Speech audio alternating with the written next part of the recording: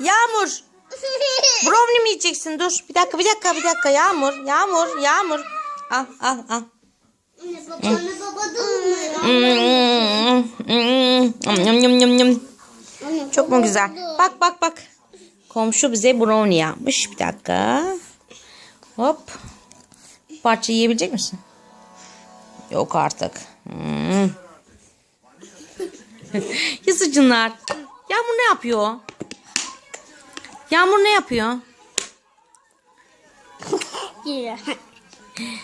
Yiyor mu? Ah, su ver Yağmur'a. Yağmur'a su ver, boğazına kaldı. Yağmur çok mu güzel kızım? Ya tamam. Al su iç.